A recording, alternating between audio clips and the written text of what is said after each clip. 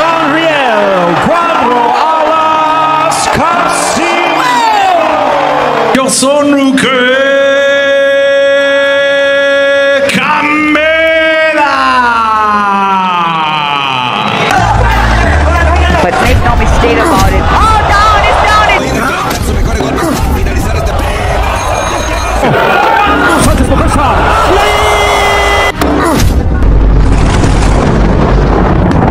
Lagi niyong sundan, huwag magpapahuli.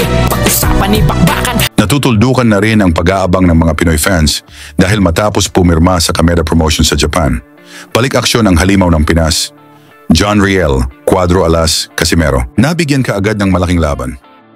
Bit-bit ang record na 34 na wins, 23 knockouts at 4 lang ang talo.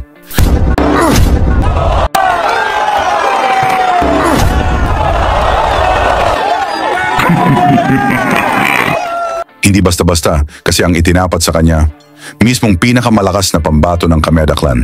Si Casimero, 3 Division World Champion, 8 taon nang hindi natatalo at 12 bansa na ang dinayo, pinabagsak pa lahat ng kanilang champion. Sa huli niyang laban, pinatulog niya yung Mexican knockout artist na si Saul Sanchez, kung saan mismong si Naoya Inoue kinilabutan.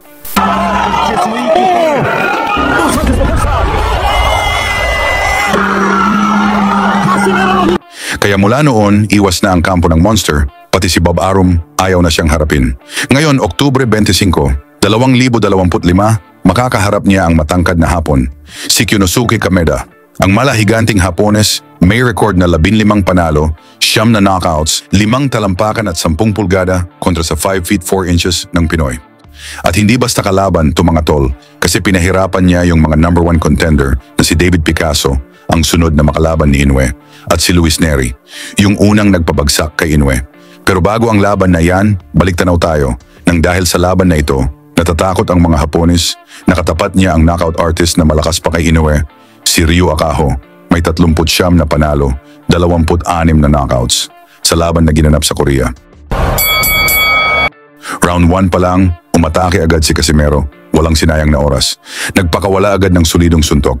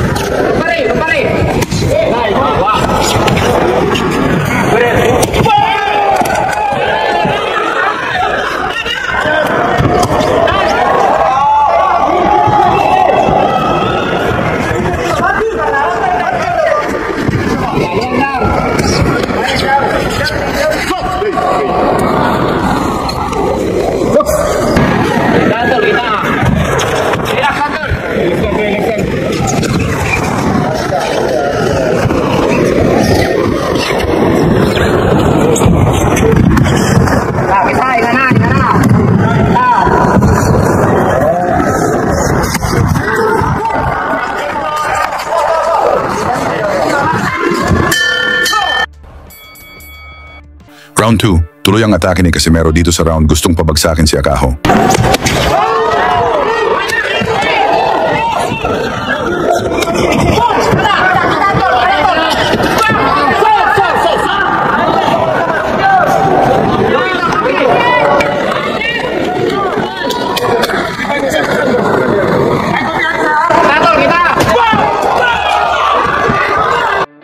Mula sa atake ni Casimero, tumama ang counter ni Akaho at napatukod ang gloves ni Casimero at binilangan agad ito ng Hapones na referee.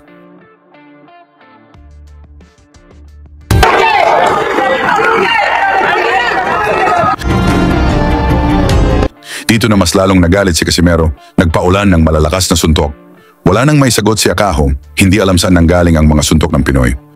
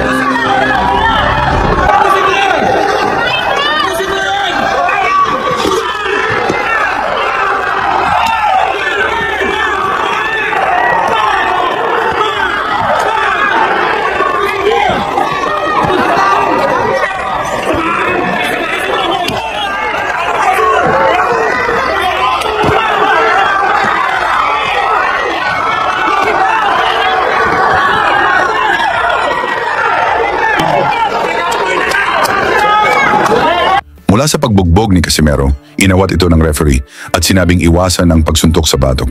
Mula nang napansin ito ni Akaho, dito nagumpisa ang drama, isang late reaction ang kanyang ginawa.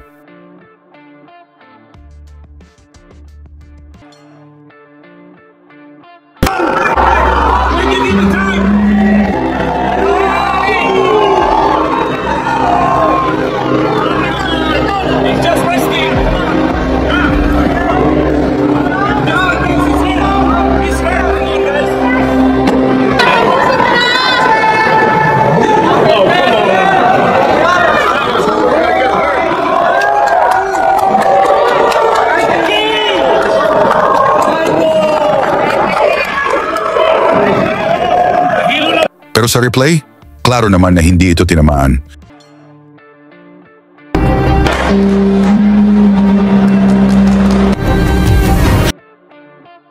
Kunwari tinamaan siya sa batok.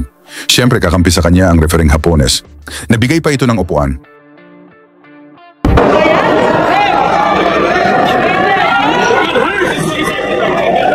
Ngunit tinuluyan na ang drama kaya naging no contest ang resulta. Dumaan ang ilang araw, ni-review ito ng Korean Boxing Commission. Lahat sila pabor kay Casimero, binago ang resulta. Naging ikalawang round knockout win para kay Casimero. At mismong si Akaho, nagsorry pa, inamin na hindi niya alam kung saan siya tinamaan. Basta't sumakit lang daw ang kanyang ulo. Mga tol, ito ang tanong ko ngayon. Kung ganitong klaseng suntok ang tumama kay Inoue, kaya ba niyang matapos ang laban? Sa inyong palagay, magiging world champion pa kaya ulit si Cuadro Alas? Ikomento nyo lang sa baba ng inyong sagot at huwag kalimutan ilagay ang inyong lugar para makita natin hanggang saan aabot ang suporta ng Pinoy fans sa laban ni Casimero kontra Kameda ngayong Oktubre 25, 2025. Lagi niyong sundan, huwag magpapahuli. Pag-usapan ni bakbakan, balita niya at laban. Mga Pinoy na di nagpapagapi. Salamat sa mga suporta na lagi nandyan.